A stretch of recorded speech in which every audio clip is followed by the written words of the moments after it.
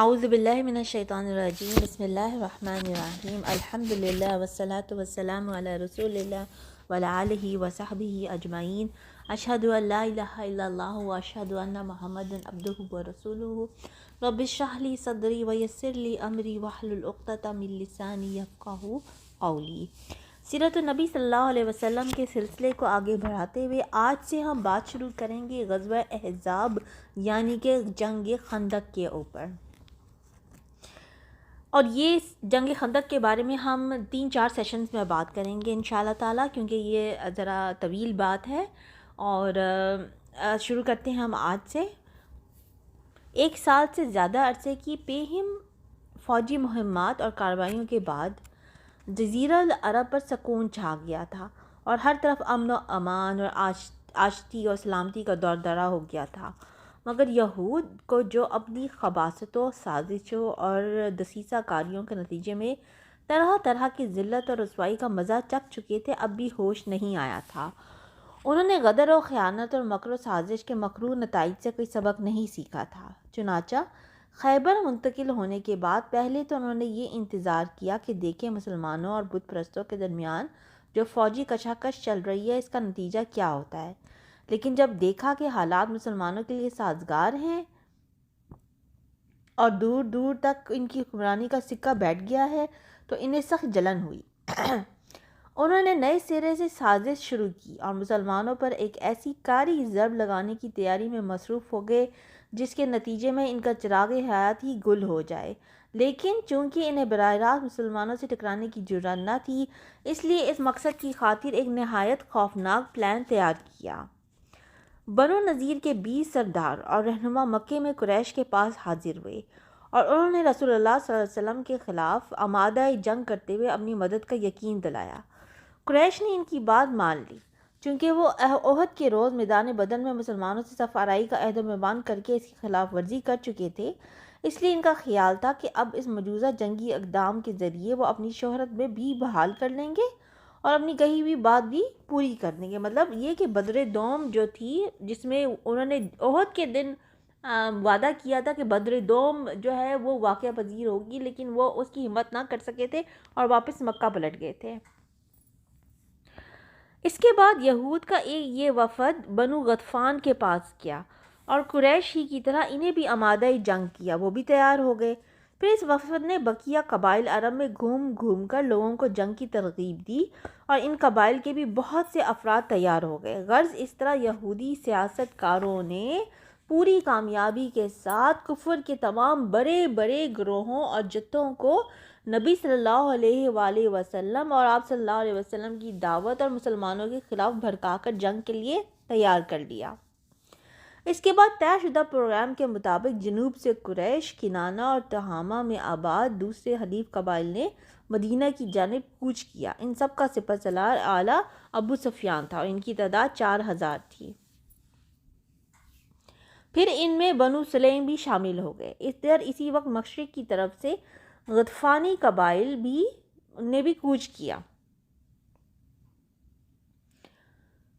ان سارے قبائل نے ایک مقررہ وقت اور مقررہ پروگرام کے مطابق مدینہ کا رخ کیا تھا، اس لیے چند دن کے اندر اندر مدینہ کے پاس 10,000 سپاہ کا ایک زبردست لشکر جمع ہو گیا۔ یہ اتنا بڑا لشکر تھا کہ غالباً مدینہ کی پوری آبادی عورتوں، بچوں، بوڑھوں اور جوانوں کو ملا کر بھی اس کے برابر نہ تھی۔ اگر حاملہ آوروں کو یہ ٹھاٹے مارتا ہوا سمندر مدینہ کی چہار دیواری تک اچانک پہنچ جاتا تو مسلمانوں کے لیے سخت خطرناک ثابت ہوتا۔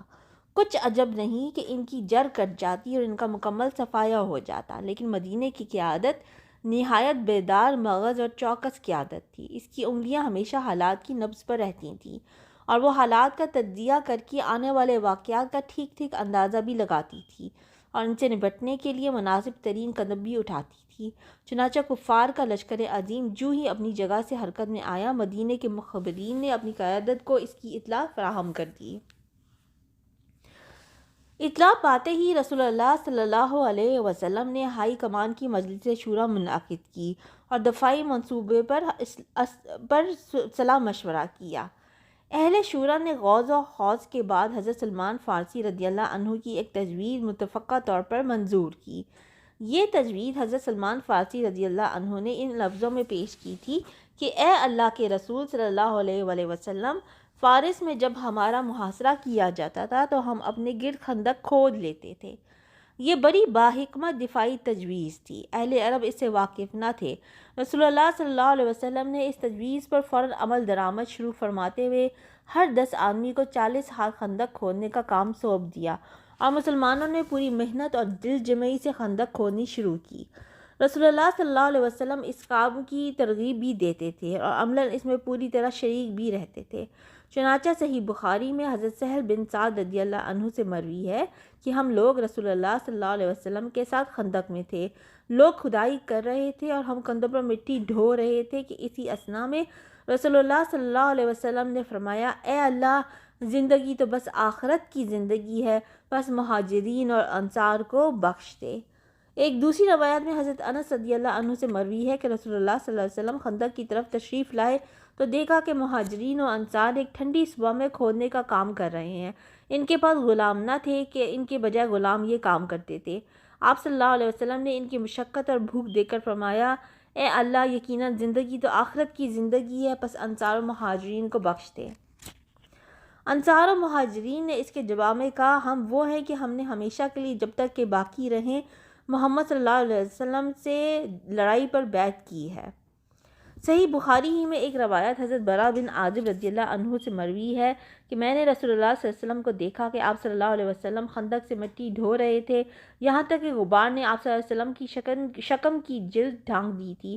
آپ صلی اللہ علیہ وسلم کے بال بہت زیادہ تھے۔ میں نے اسی حالت میں آپ صلی اللہ علیہ وسلم کو عبداللہ بن رواحہ رضی اللہ عنہ کے کلمات کہتے ہوئے سنا۔ آپ صلی اللہ علیہ وسلم مٹی ڈھوتے جاتے تھے اور یہ کہتے جاتے تھے، اے اللہ، اگر تو نہ ہوتا تو ہم ہدایت نہ پاتے، نہ صدقہ دیتے، نہ نماز پڑھتے، پس ہم پر سکینت نازل فرما، اور اگر ٹکراؤ ہو جائے تو ہمارے قدم ثابت رکھ۔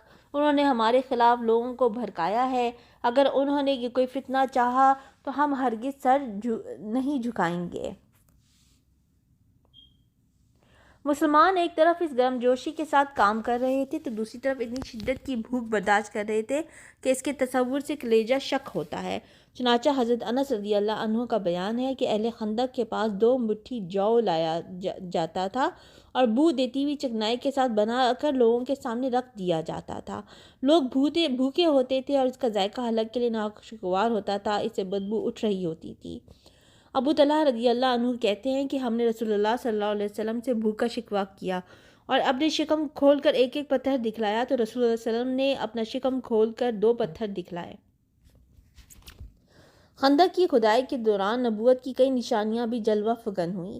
صحیح بخاری کی روایت ہے کہ حضرت جابر بن عبداللہ رضی اللہ عنہ نے نبی صلی اللہ علیہ وسلم کے اندر سخت بھوک کے آثار دیکھے تو بکری کا ایک بچہ ذبح کیا اور ان کی بیوی نے 1 صاع تقریباً 2.5 کلو جو پیسا۔ پھر رسول اللہ صلی اللہ علیہ وسلم سے رازداری کے ساتھ گزارش کی کہ اپنے چند رفقا کے ہمراہ تشریف لائیں، لیکن نبی صلی اللہ علیہ وسلم تمام اہل خندق کو، جن کی تعداد 1000 تھی، ہمراہ لے کر چل پڑے اور سب لوگوں نے اسی ذرا جتنے کھانے سے شکم سیر ہو کر کھایا۔ پھر بھی گوشت کی ہانڈی ابھی اپنی حالت پر برقرار رہی اور بھری کی بھری جوش مارتی رہی اور گوندا ہوا آٹا اپنی حالت پر برقرار رہا، اس سے روٹی پکائی جاتی رہی۔ حضرت نعمان بن بشیر کی بہن خندق کے پاس 2 مٹھی کھجور لے کر آئیں کہ ان کے بھائی اور ماموں کھا لیں، لیکن رسول اللہ صلی اللہ علیہ وسلم کے پاس سے گزری تو آپ صلی اللہ علیہ وسلم نے ان سے وہ کھجوریں لے لی اور ایک کپڑے کے اوپر بکھیر دیں۔ پھر اہل خندق کو دعوت دی، اہل خندق انہیں کھاتے گئے اور وہ بھرتی گئیں، یہاں تک کہ سارے اہل خندق کھا کھا کر چلے گئے اور کھجوریں تھیں کہ کپڑے کے کناروں سے باہر گر رہی تھیں۔ انہی ایام میں ان دونوں واقعات سے کہیں بڑھ کر ایک اور واقعہ پیش آیا جسے امام بخاری نے حضرت جابر رضی اللہ عنہ سے روایت کیا ہے۔ حضرت جابر کا بیان ہے کہ ہم لوگ خندق کھود رہے تھے کہ ایک چٹان نما ٹکڑا آرے آ گیا۔ لوگ نبی صلی اللہ علیہ وسلم کی خدمت میں حاضر ہوئے اور عرض کی کہ یہ چٹان نما ٹکڑا خندق میں حائل ہو گیا ہے۔ آپ صلی اللہ علیہ وسلم نے فرمایا، میں اتر رہا ہوں۔ اس کے بعد آپ صلی اللہ علیہ وسلم اٹھے۔ آپ صلی اللہ علیہ وسلم کے شکم پر پتھر بندھا ہوا تھا، ہم نے 3 روز سے کچھ نہ چکھا تھا۔ پھر نبی صلی اللہ علیہ وسلم نے کدال لے کر مارا تو وہ چٹان نما ٹکڑا بھرے دودے میں تبدیل ہو تودے میں تبدیل ہو گیا، یعنی وہ چٹان نما ٹکڑا بھربھرے تودے میں تبدیل ہو گیا۔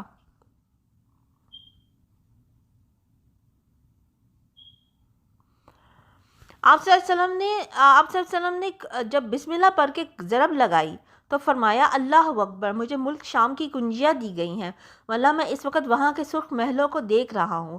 پھر دوسری ضرب لگائی تو ایک دوسرا ٹکڑا کٹ گیا اور فرمایا اللہ اکبر، مجھے فارس دیا گیا ہے، واللہ میں اس وقت مدائن کا سفید محل دیکھ رہا ہوں۔ پھر تیسری ضرب لگائی اور فرمایا بسم اللہ، تو باقی ماندہ چٹان بھی کٹ گئی۔ پھر فرمایا اللہ اکبر، مجھے یمن کی کنجیاں دی گئی ہیں، واللہ میں اس وقت اپنی جگہ سے صنعا کے پھاٹک دیکھ رہا ہوں، یعنی اسلام جو ہے یہاں تک پھیلے گا۔